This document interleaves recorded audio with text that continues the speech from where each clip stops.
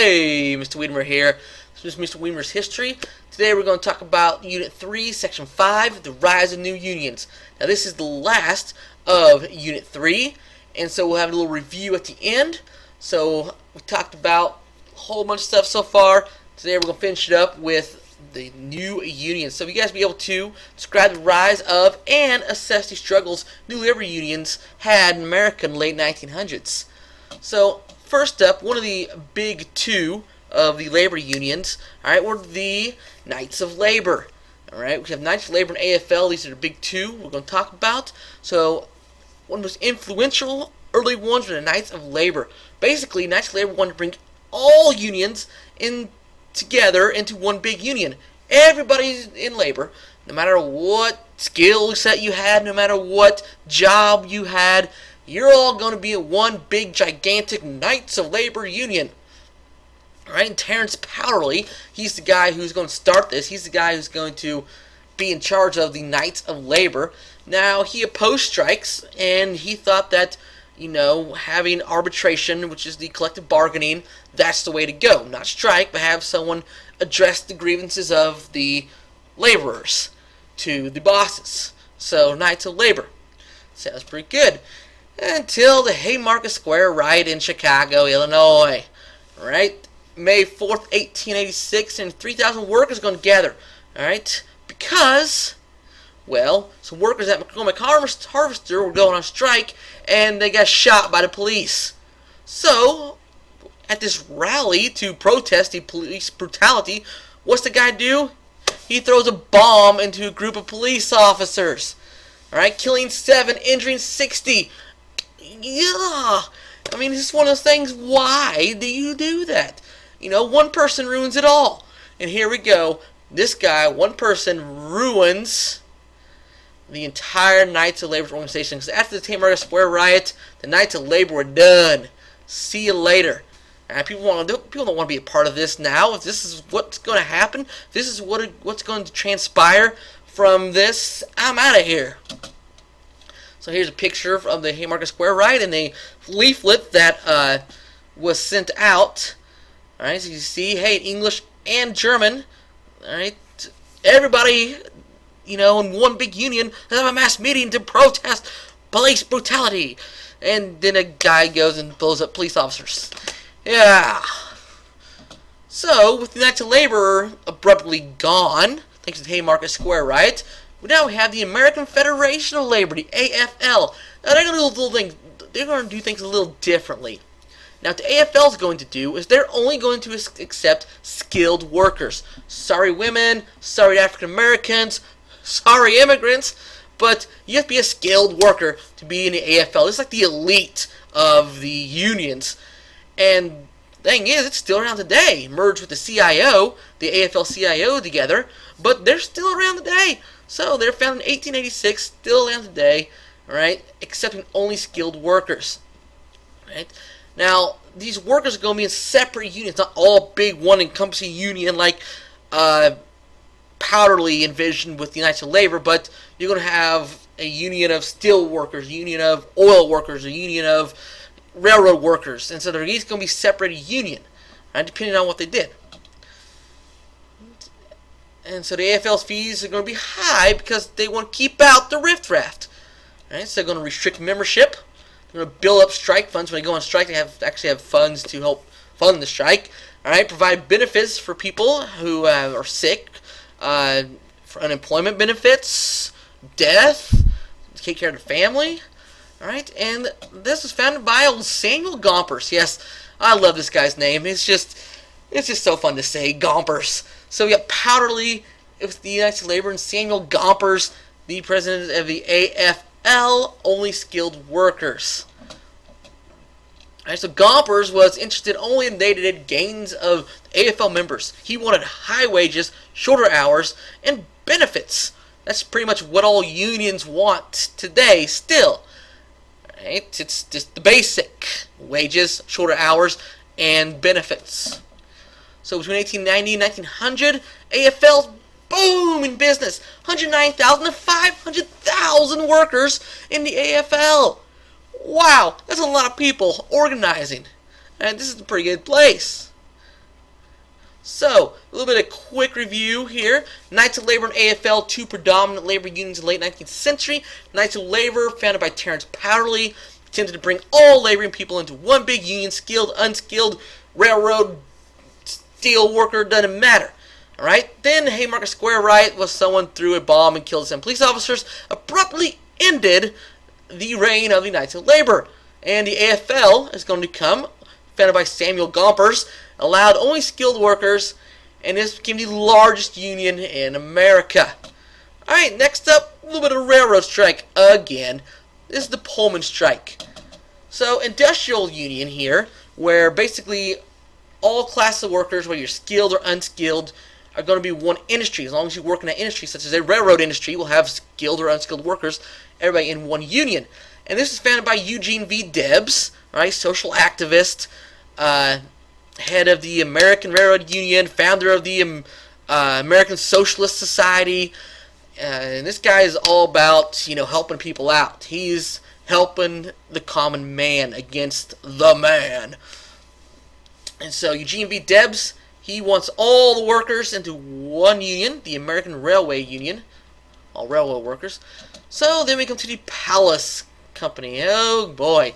Here's what the Pullman Palace Car Company did. They lay off 2/3 of its employees, cut wages to the rest, and so basically, a third of the workers have to do more work for less pay. And so what are workers going to do? Yeah, they're going to go walk out. They're going to strike. All right, we're going to protest these pay cuts. And what happens? They were fired. What? So next day, 10,000 workers, they're going to I'm off the job. All right? And so Eugene V. Debs, American Railway Union, is like, yeah, this is our case. This is going to make us nationally known. We're going to do big things here. We're going to set the railroad company on fire. We're going to do great things. Right? So the federal government gets involved. Remember? Yeah, the mail runs through the trains, and so that gets involved. The federal government gets involved. This time Grover Cleveland's president, and he's going to guard mail trains. And so people don't like the fact that the government gets involved, and so they're going to start rioting, right? And members of the American Railroad Union got blamed for this riot. And so the government is going to obtain an injunction basically saying that the strike must end. Eugene V. Debs, you must end the strike. You must go back to work. You cannot do this anymore. It's a court injunction against you. Well, what does Debs do? Yeah, you guessed it. He says, no way. Alright? I'm standing up for what I believe in, and I'm not backing down. And so, what happens? Debs goes to jail. And as soon as the leader's gone, everybody else is like, yeah, I don't know what to do. So, the union's gone, the strike's gone, and it just kind of dissolves. Alright, so late 1800s, labor increasing political influence. All these strikes and riots, people of high authority start paying attention here. Alright, so wages increased, the workdays were shortened, unions were gaining strength, unions were gaining power. That's a good thing.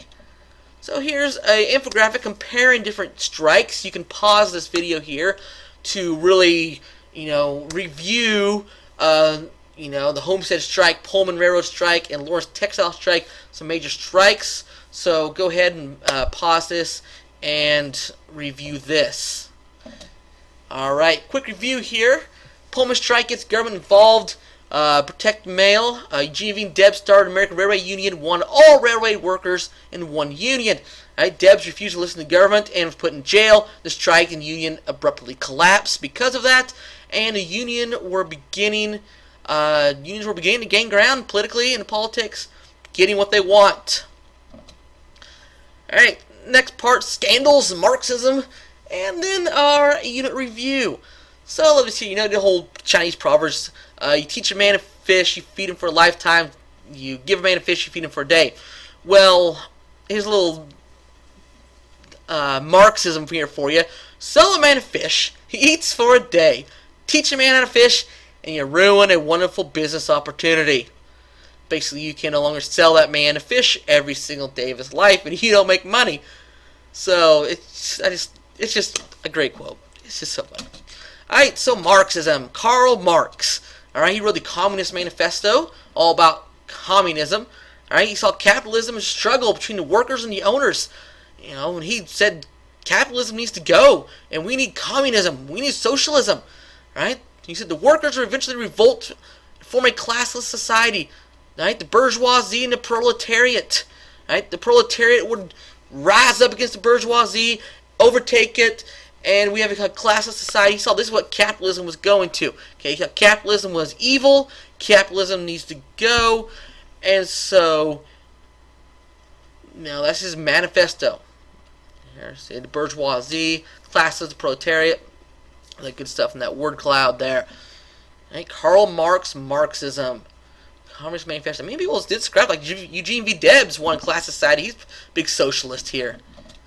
Right? Edwin Drake, he's going to be the first oil well in America, state of Pennsylvania. Right? And then comes the credit mobilier scandal. Oh, those railroad people, they sure know how to scandal. So to encourage railroad construction, as we know, the government's going to grant land grants to railroad companies. Well, the companies are going to decide to help themselves out a little bit.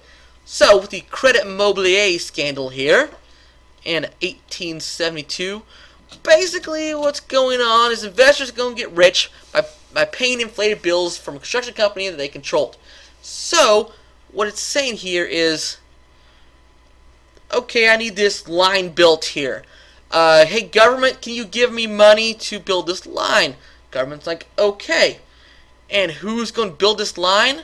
It's going to be a company that the government owns. So they're paying themselves. Right? These people involved in this scandal are paying themselves to build this railroad. All right? They're making profits, enormous profits. All right, so they're scamming the government into giving them enormous profits. All right, so this created the impression that these entrepreneurs, they're just a bunch of robber barons stealing money from the government, they're stealing taxpayers' money. It's just a mess. All right, so Jay Gould, this guy, he's one of those notoriously corrupt railroad workers, railroad tycoon. All right, and he's going to manipulate stock prices to make himself rich. Again, these robber barons, these captains of industry, a lot of shady practices, whatever it takes. Alright, a little bit of review of this unit. Alright, industrialization causes. Right, lots of natural resources, cheap immigrants, overflows the labor pool, high tariffs, reduced import of foreign goods. Alright, national transportation communication network with the railroad, the telegraph, and laissez-faire government policies allow big business to thrive. Alright, cosmic business, little to no government intervention, laissez-faire. Alright, development of pools, trusts, holding companies, monopolies, small business cannot compete with the economics of scale of these larger companies. So practices some big business, sometimes limited competition, create monopolies, right, vertical, horizontal integration. Right, effects in the workplace, world migration, people moving into the cities. Okay, a lot of immigrants. Concentrated workforce in one area, but low wages, long hours, dangerous working conditions. Alright, very common. First large unions are going to be forming.